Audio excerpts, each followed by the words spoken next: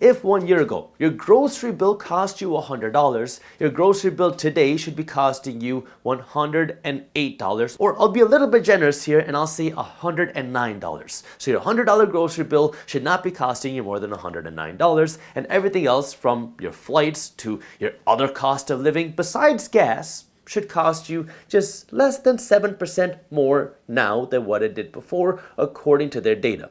Now, if you are like most people, you understand that life is way more expensive than just 7% now than before, excluding food and energy. But these are the numbers that are being reported, and based off of these reported numbers, that's what the government and the Federal Reserve Bank are then taking action on, and that's what's influencing their monetary policies. This is why I've been saying since 2020 that inflation is going to get bad and you need to get smart with your money, because you can't always trust what the Federal Reserve Bank and the government are saying.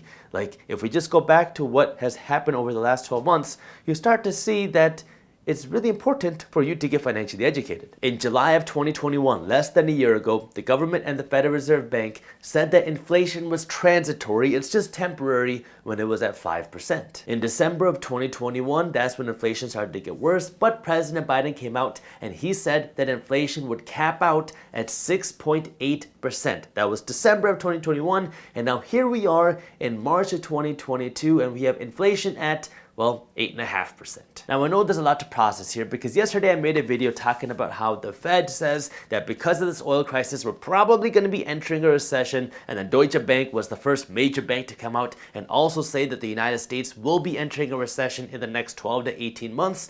So there's a lot to unpack here. Because on one hand, it seems like the chances of a recession are growing pretty quickly, and at the same time we have inflation, which hopefully is peaking, but it is very, very, very high. The reason why this is such a unique situation right now is because we are about to enter an inflation-induced recession. Now, typically, when you have a recession, it's caused by some sort of economic slowdown that's not due to inflation. Like if we go back to the 2008 crash, before that crash, inflation was hovering around 2%. And so when we entered that real estate meltdown and the financial meltdown, the Federal Reserve Bank was able to create more inflation through stimulus, through low interest rates, through quantitative easing. The Fed was able to do these type of loose monetary policies, which caused more inflation in order to stimulate the economy. And that worked. We were able to get the economy running. Now, obviously, it didn't fix the problem, but it was able to get the economy running again. Now, here we are today. We're about to enter another recession, but we're entering a recession due to an economic slowdown caused by high inflation. So if you're entering a recession caused by high inflation, how do you then stimulate an economy to get out of the recession without making that inflation problem worse? Because anytime you do stimulus, anytime you cut interest rates, anytime you do quantitative easing, which is the typical ways that the Federal Reserve Bank stimulates a slowing economy, all of these things cause more inflation.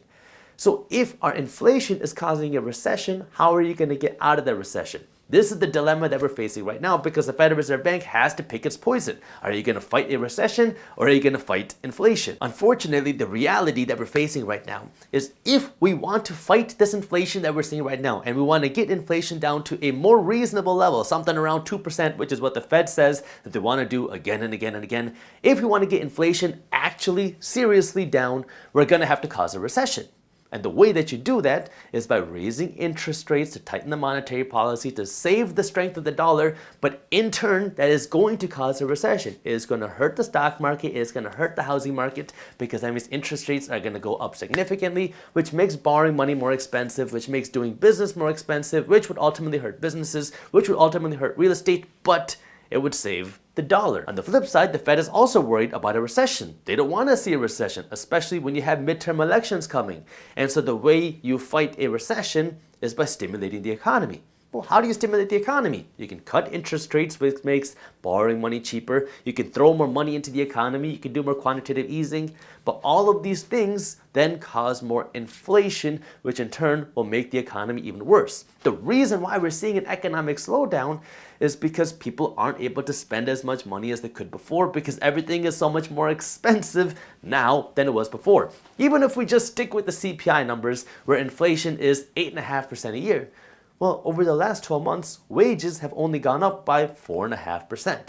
Now, if you've been actually keeping up with the data, you know that the actual inflation that people are facing is higher than 8.5% a year, while the real wages that people are seeing haven't really grown that much. You've seen maybe 4.5%, 5% wage growth over the last year, while inflation is double that. So if the prices of things are growing this fast, while your wages are growing this fast, well, that means that you're gonna have to shrink your lifestyle. We've already seen credit card debt skyrocket, so people are being tapped out. People are running out of cash reserves, they're spending all their money, and so now they're having to shrink their lifestyle, which means businesses make less money, which ultimately hurts the economy, and so now the Fed has to make a decision. Which one are you gonna do? Are you gonna fight inflation, or are you gonna fight a recession? You can't do both at the same time, and if you try to do both at the same time, you're gonna have worse inflation and a worse recession. If you enjoyed this shorter clip from my longer videos, here's another clip that I think you'll love. And while you're at it, if you're interested in learning more about how to invest your money in real estate, our team put together an amazing guide on real estate investing.